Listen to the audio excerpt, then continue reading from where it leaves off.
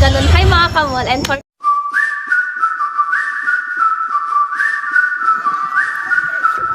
Confess up to your love.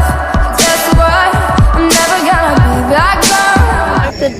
for tonight's video, it's our Christmas party. Oh my God! Wow!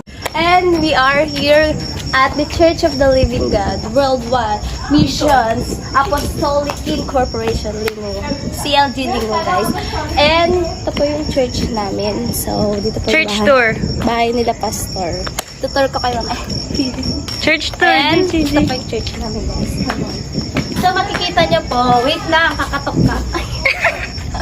So, ito po yung guys. Gate na maliit. And, dali po. Okay, so, pasok pa kayo. Wala pa kasi hindi ba, guys? Maaga kami ngayon. Diba?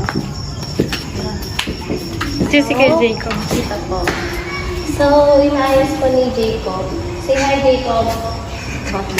Meron na si Jacob sa vlog ko. Wala ko kasi iba, guys, i-interviewin ko sana. So, ito sa ating Faith. Hi! And dito pa yung lagayan namin ng mga tights. Love offering. Love offering. So, dito po. And dito rin po yung mga namin, guys. Ayan. Tignan nyo na lang. Mga officer. So, ito po si Pastor Julius. Sir Julius, ang tagal mo, sabi mo 7 Oh. Okay. Tapos dito po yung Tech team. tech team. Tech team. Technical team.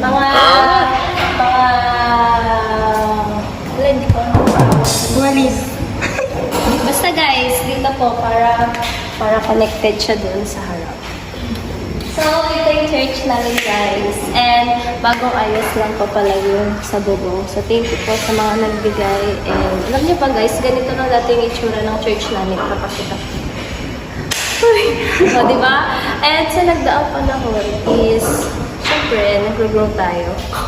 Hindi lang tayo nag-grow, pati din yung church natin. And we are blessed. Ayan ako.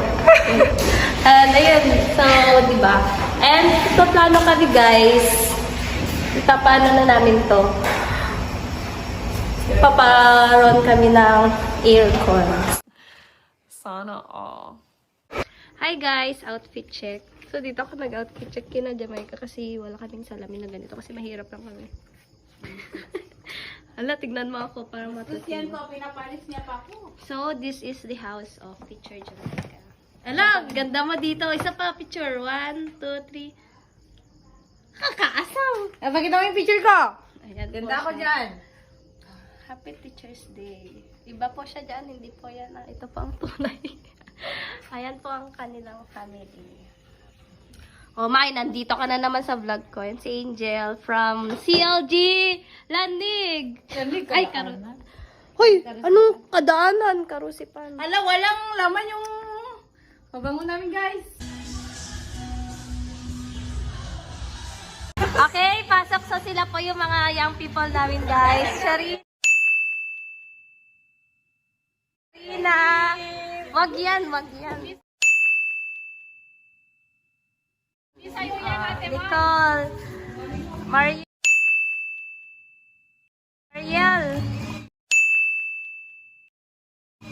Maribel.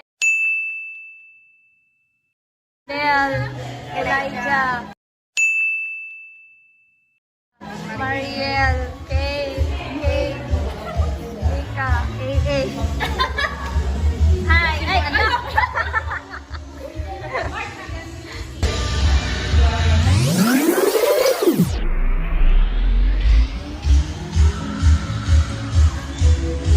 Yes!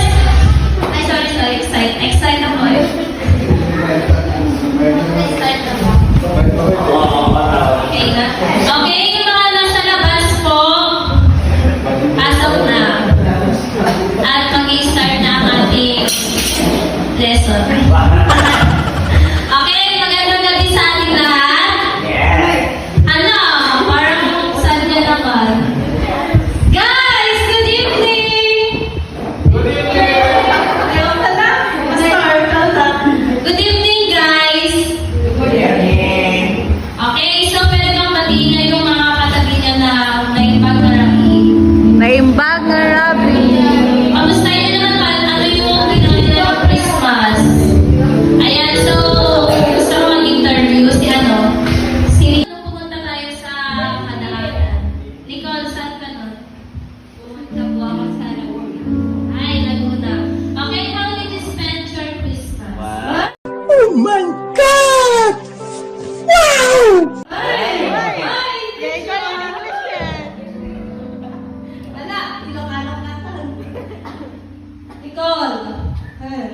tandaan mo.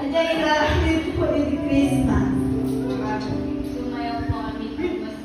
Ay! Sumayaw! Sampol! Okay, yan. Napakalaman natin si Nicole. And, ay, dali ba, Eric? Eric! Kaya kita nakita! Hey, new hair! Eric! Eric! Ginarami ko ni Christmas. Ginarami ko yung balay mo.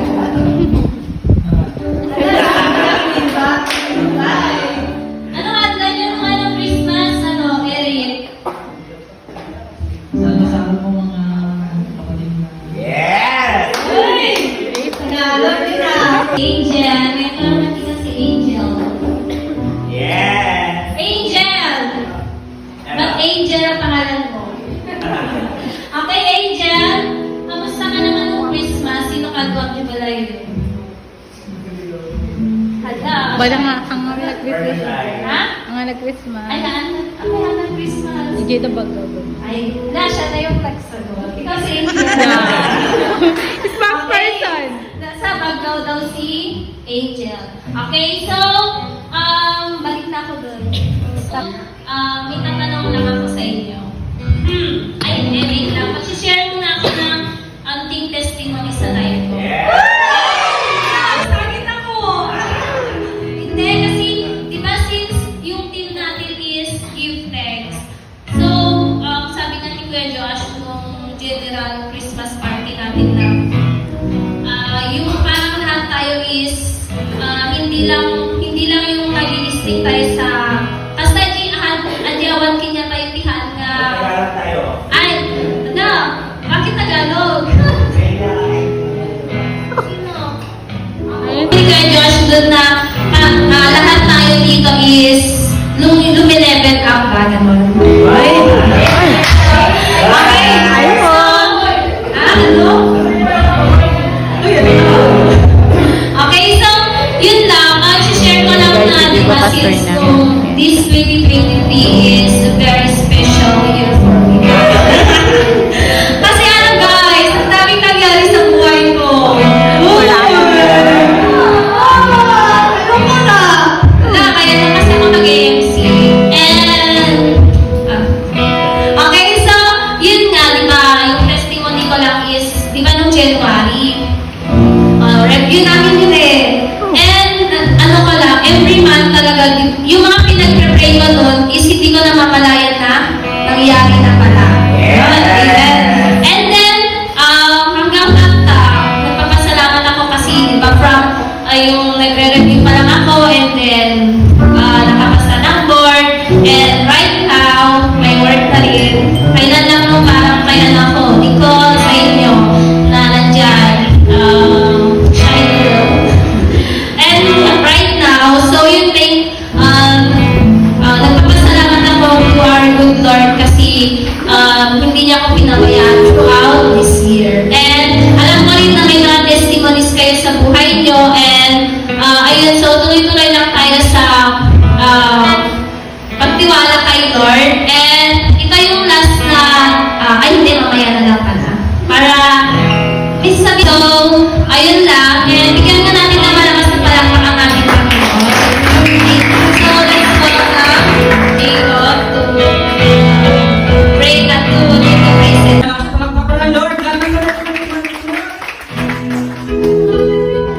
Sino po excited sa gabi ito? Kasi po, tuloy sabi ni Daddy before, Pastor Rector, sabi niya, kahit kung Christmas party is madaming gastos ng church. But I believe, everything our lives, siya ay tapat, kailan ko lang, amen? So lahat mo tayo, kakanta mo na kay Lord, hindi ka nakapulit pagsama sa akin, amen? Amen, ba?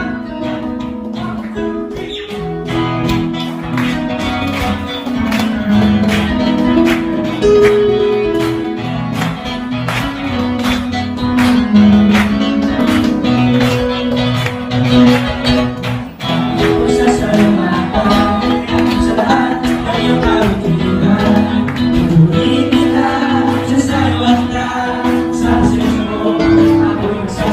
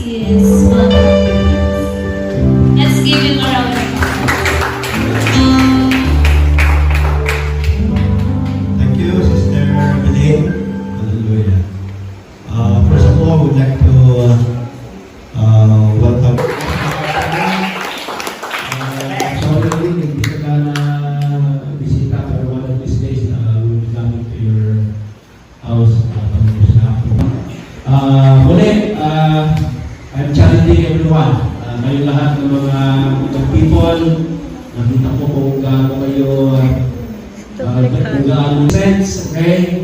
I know na meron din mga naging challenges sa inyong pag-aaral, sa inyong profession, okay? At sa anuman na inyong ginawa, provision, alam ko na may mga challenges. Pero keep fighting. And keep thanking the Lord. Kasi sabi nga niya sabi sa salita ng Diyos sa Romans, all things work together for good. So kung ano man yung nangyari, either positive or negative, always thank the Lord. Kasi itong title ng activity natin ngayon, di ba? Give thanks. Okay, give thanks. So, at babalik ko lang kay Sister Billy.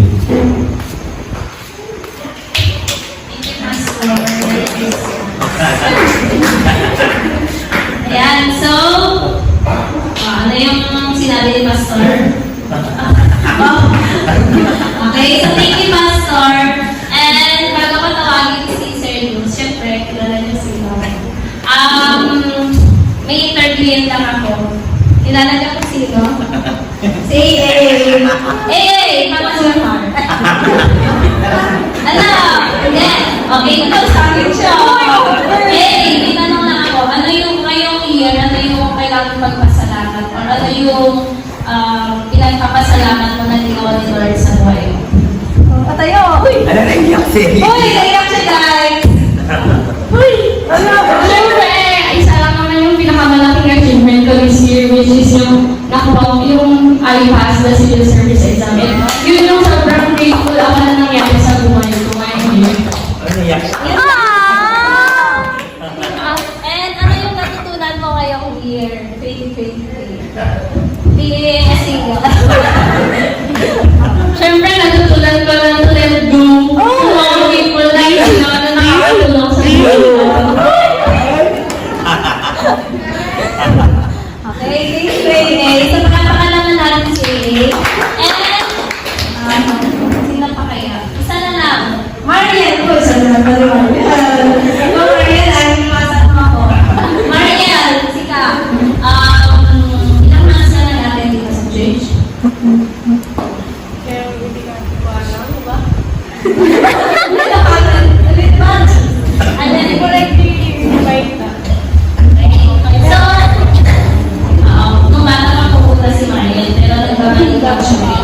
Okay, Mariel, ano yung na-realize mo nung nag-attend ka lang dito sa church? Or ano yung pinagpapasalamat mo kay Lord?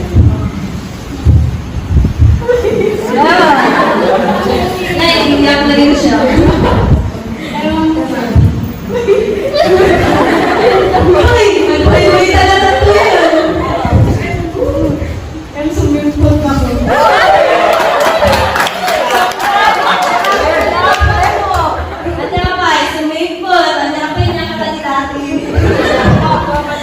Okay, sumipat ka rin ni Marian. Palapakan natin si Marian. Ang last na lang pala. Si Faye kasi nag-explain siya sa akin eh. Parang may gusto siyang sabihin. Ano yung Faye? Okay, Faye. Di ba first year college ka na? Ano yung na-realize mo? Na nag-burning ka. Mag-iran ka. Guys, huwag na nasubukan. Ang pinagpapasalamat mo kay Lord na na-survive mo yung pagiging college. Hindi ka pa talaga. Hindi ba? Hindi pa sure. Ano, mag-i-stop ka na ba? Ano kayo pinagpapasalamat mo kay Lord? Na nakapos ako sa SCN. Nakapos yung first semester. Civil engineer. Engineer na tayo dito soon. Okay, so palakpakan naman natin sila guys. Pero ako sana yung mag-share na yan guys. Pero sabi ko, Pastor, ikaw muna. Okay, so let's welcome Pastor Julius Biernes. Working in the office kasi di ba teacher na kapag tapos na yung Christmas party ng mga bata, bakasyon na din namin. Pero nung nag-transfer ako sa office, ayan, walang baka-bakasyon. May work pa kami. Pero pwede ako, nag-leave ako, ay makakapag-rest ako bukas. Wala kaguyan ako na tear wine. Sana all. Gusto ko maiyak eh. Hindi aguyan ako Ngayon, nagkasakit ako. Nagtaon-taon na tinitirabihin. Yan, hanggang kanina, masama yung pakiramdam ko. But then, we thank God. Kasi nga ngayon is our year-end youth explosion. This is the last youth explosion that we will be having for the year 2023. At alam nyo ba, kahapon, nung nandun ako sa office, na kapag nagtitingin daw tayo, umiiba daw yung aura natin. Because a grateful heart, yung thankful daw na puso, kung yung heart mo daw ay thankful or grateful, ibig sabihin yung mood mo daw are light, yung kumbaga nakaka-glow, nakaka-fresh. Tignan mo nga yung katabi mo kung fresh siya. Sorry, hindi.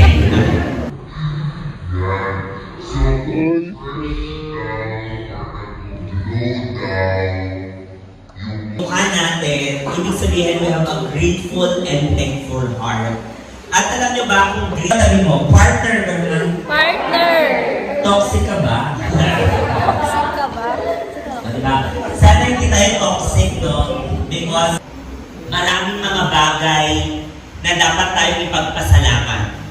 At narinig natin kanina kay AA, kay Mariel, kay Feifei, meron silang mga bagay na ipinagpapasalamat. Sabihin mo nga sa katabi mo, partner.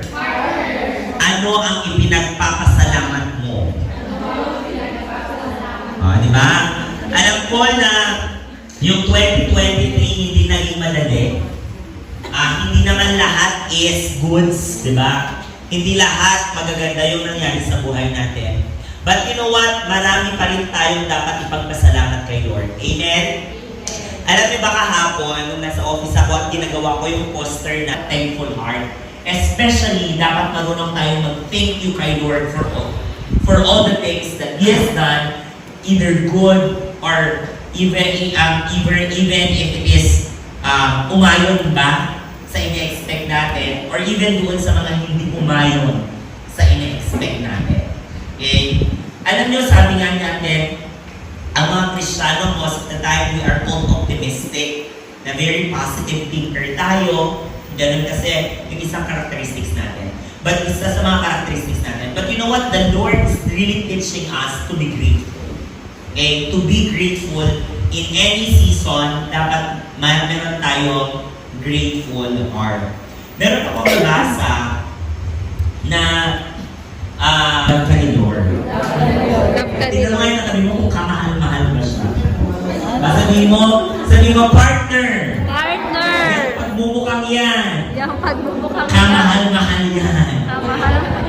Dahil nga, mahal yan ni Lord. Okay? Alam nyo ba, nakakatuwa yung testimony kanina niya, Sister Billy.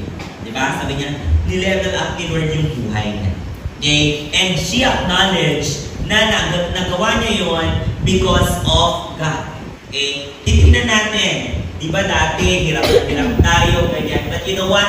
Si Lord, iba siya magmahal. Iba siya mag-provide.